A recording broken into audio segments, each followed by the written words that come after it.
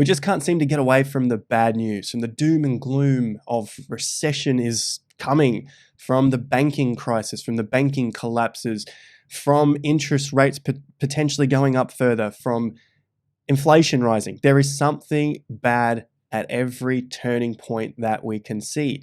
But I think this might be a bit of a double shot here. It's almost as if they're trying to blindside us by what actually might be happening from what we can see in the charts. And you guys are 100% getting in tune with that. Hands down best channel, we'll leave that aside. But considering the majority of other channels are saying the opposite, we're reading the charts the way we see fit, and I guess it's just turning out that way. So before I pat myself on the back any further, I'd love if you could do that. Hit that like and subscribe to the channel. We also have Bitcoin's kiss of death levels to have a look at. ETH's also making some massive gains to the upside.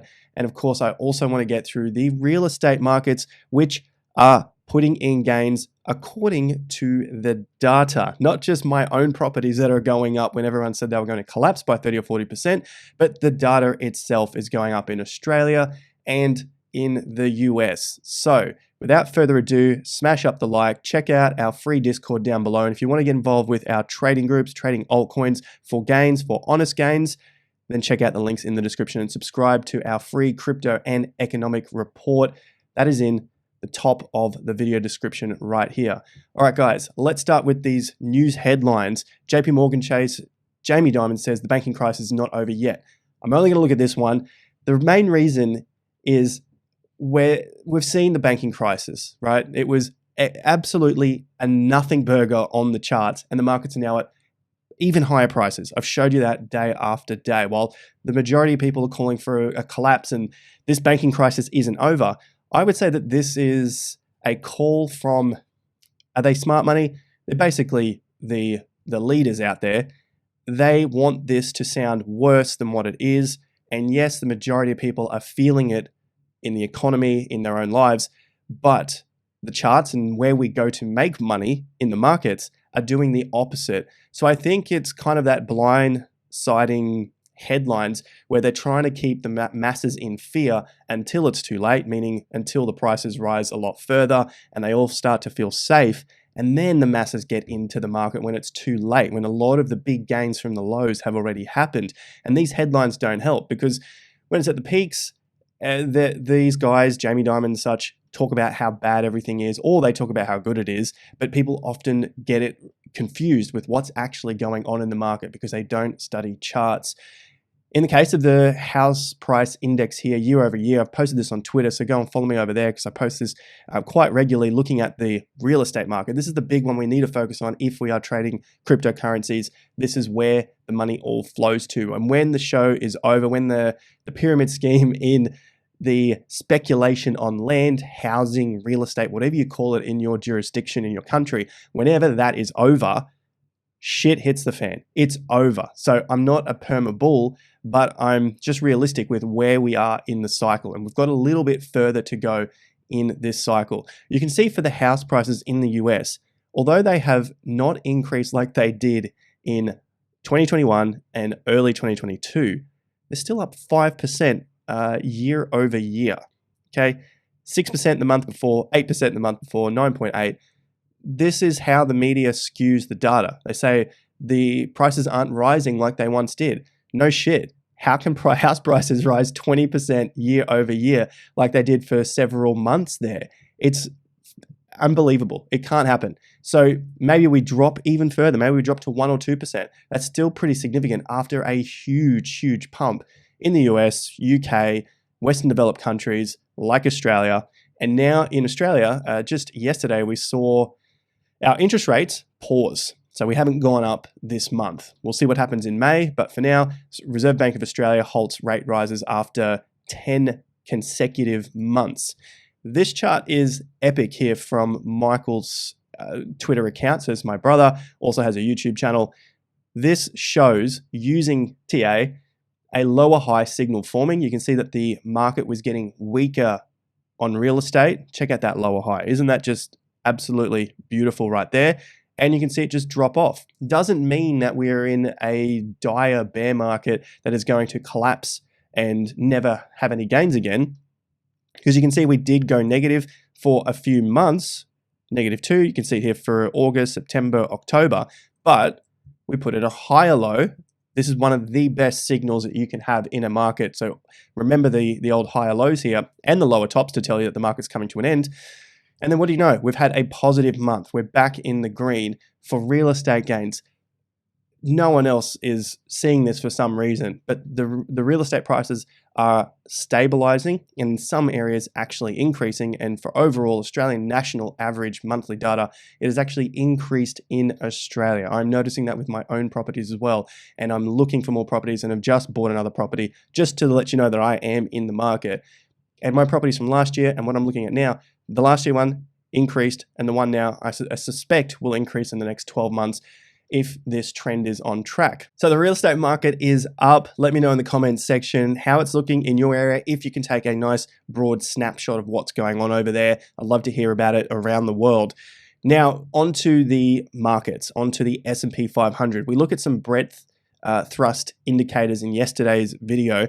This one here is another massive signal, very similar. We have the breadth thrust, 4 breadth thrusts in the last 2 weeks. Whenever you have a TH after TH mental, 2 primary thrusts in the last 2 weeks. So you're getting a double signal here. These are the biggest signals when you get the breadth and the primary. Basically, where we're seeing stocks increasing from that point. You're getting a nice divergence there. So you're seeing this happen at each of those lows. This was the lows through 2015, 2016, probably the most severe bear market that we have seen since, I guess, the pandemic. That was such a quick one, a quick V-shaped recovery. But we had those signals again at that point there. Pretty good times to be buying. Of course, you'd love to have bought that low, but I guarantee the majority of people didn't buy that low because they're expecting that to be the end of the end. Didn't happen, did it? Now we had the breadth thrust again and again, very, very strong through these 2 lows. So I suspect we're in the midst of the next move to the upside, which is going to take a little bit longer to churn out of this zone because of the amount of time that we've been under this level here. And in terms of the time, we're coming up to 6 months from the October low. 6 months. I just like to repeat those things because the news and the headlines are really skewing with the majority of people. If we look at how long it's been since the top, January 2022, we're now into April, 15 months. If you take a look at the time frame from this trading range, what we're calling a transitional period from a bear to a bull, this was quite fearful over this side. Now we're getting less fear over this side and less fear as we start to rally up as well. The time from right here in early part of this trading range, early May, we're now in early April. That is 11 months in a trading range. There has to come a point where the majority will finally give up their thoughts on a major recession coming anytime soon, meaning probably 2023 or 2024, and then finally flip bullish. I suspect that's going to come when we break past the all-time high price of around 4,800 points on the S&P. But for now, there's obviously going to be plenty more bears because we're still in this trading range and it's just expected through market sentiment. But just remember the time frames here. 11 months in this trading range between 3,600 points and approximately 4,200 trading points, coming up to 12 months. Absolutely crazy. The late investors are really going to miss out on these early gains to the upside. Same sort of deal has happened here for the NASDAQ. Same sort of timing, nearly 6 months from that October low. We'll get to the 13th of April. That'll take us to 6 months from that low. And same sort of deal in the trading range. You can see it started in February, March. So we're actually over 12 months in a trading range for the NASDAQ, around the 10,500 points up to 13,500 points. Over 12 months. Absolutely crazy. Higher lows being formed and the market is creeping up. Sure, day to day, you can have a little bit of a pullback here of 0.2% and everyone goes crazy thinking that we're going to get another collapse again. But just look at where those higher lows are forming, 11,800 and the previous lows here at 10,700. Now, a quick one at markets that are hitting new all-time highs. While everyone is talking about recessions and the world coming to an end and collapses and banking crises that are going on around the world, the French market is less than 1 from a new all-time high. I'm on the weekly chart. There was the previous all-time high, current closing price. It's about 0.76 from an all-time high. I hear now, who cares about France? It's the 7th largest economy in the world. This is just a growing trend across many of the stock markets around the world. The US is the engine of the world for now. Maybe China will be that one day, but for now, the US is also starting to creep up as well with all of its trading partners here.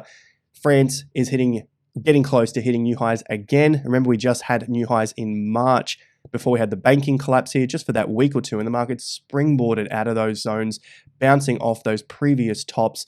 If this double top fails, you know what we have talked about. A failed signal is a signal in itself, and this could catapult the French market out of these highs into new all-time highs as we lead into this final stage of the 18.6-year cycle. So this is the last stage. This is where things get really volatile and some crazy pricing comes into effect. Could take a few years until we see a collapse, but we will see a collapse up to this point. It's just too early for all of this collapse talk that is going on. Now, over to cryptocurrencies, Bitcoin, ETH. This is what you're here for, the kiss of death to some of those lower prices. Bitcoin dominance. Michael's talked about this, looking at the dominance hitting some resistance levels around that 47 to 48% level. If this happens and it can't break through, generally we see an alt season. Probably not going to be long lasting, probably short here, and it'll just be the odd alts popping off.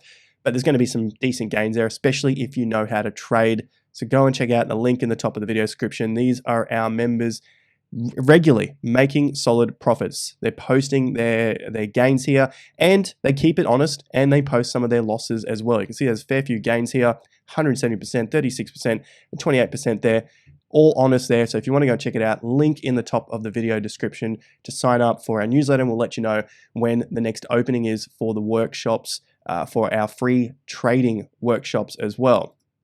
So if this happens, potentially a nice little alt season there, but I don't think it's going to be long lasting just yet. I think Bitcoin still has a little bit more room to move to the upside, as we'll see in just a sec. But what doesn't have room to move to the upside is the US dollar collapsing again. So many were hopeful of a new higher price here, going past 108, which was our very significant resistance level for the US dollar, but it has been down and down and down since this little peak here on the 8th of March. And we just broke down again past 102. This is the last little line of support here at about 100.8, 100.9.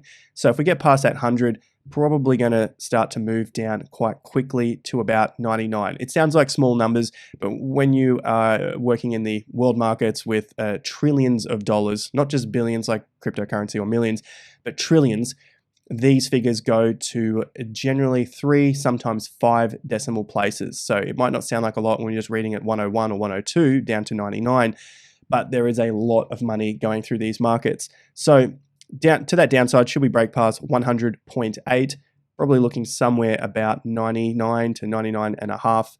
The show is practically over. This is good for our riskier assets, cryptocurrencies, Bitcoin that we're trading in, stock markets. This is going to mean that we're going to get probably some higher prices, and this bull market continues for the traditional markets, for the stock markets, and crypto. Speaking of which, time to kiss $15,000 goodbye, $18,000 goodbye. I've got some key levels here that I'm liking the look of. I think 15K is probably gone, but I want to have some stricter levels here based on the history of the market. So for BTC, I've got a line here at about 34,500. We get some closes and consolidation above 34,500.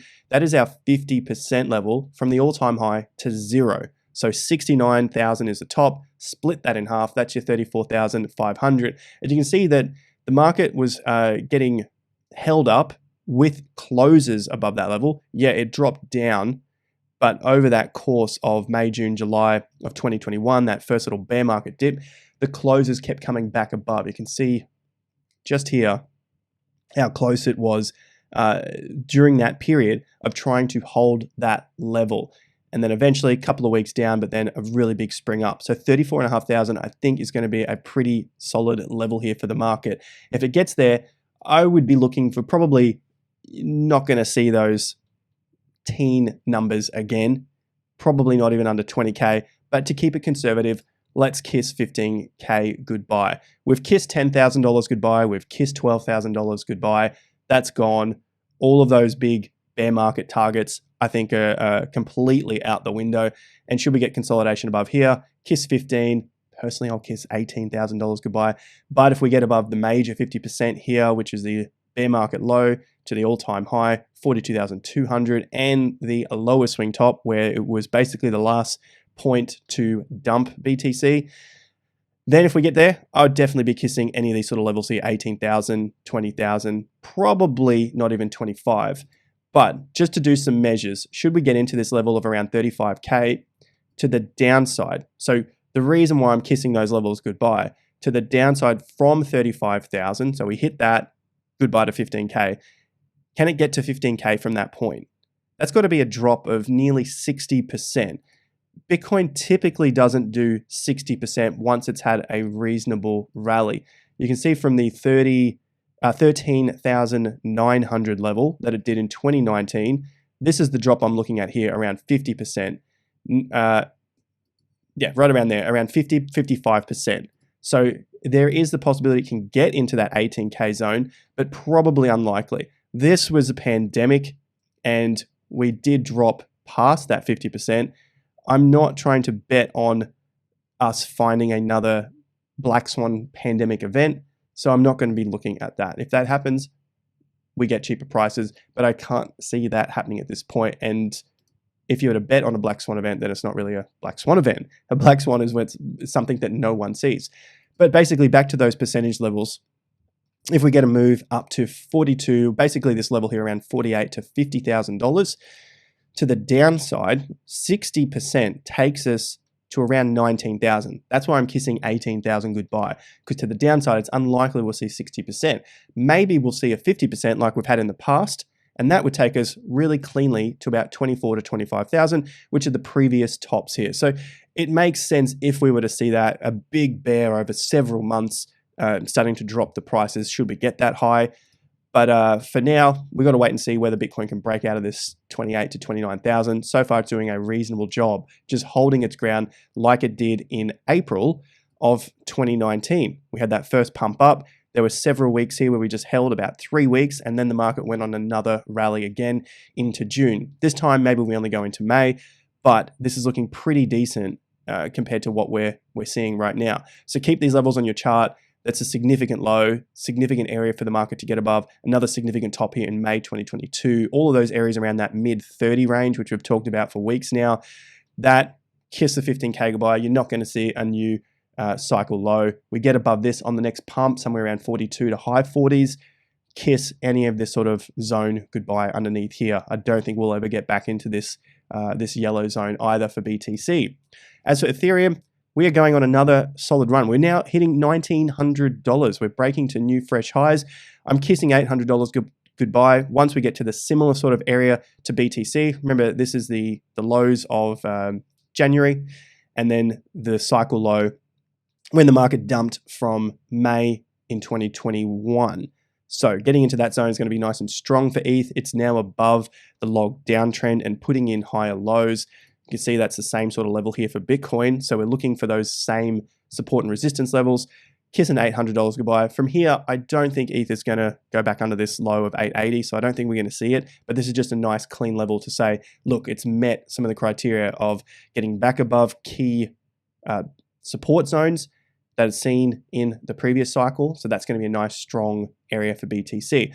I would probably lean towards ETH. We probably won't see under $1,200 again, but I want to keep it conservative and say about $800. The other thing that's holding up ETH is the ETH BTC chart. Now, this could continue to fall after it sees some strength here and goes up to test 6.7%. You can see these previous lows here and this little area of consolidation before that little pump. And maybe it sees some resistance. It continues to fade while Bitcoin goes up. Remember, that can still happen.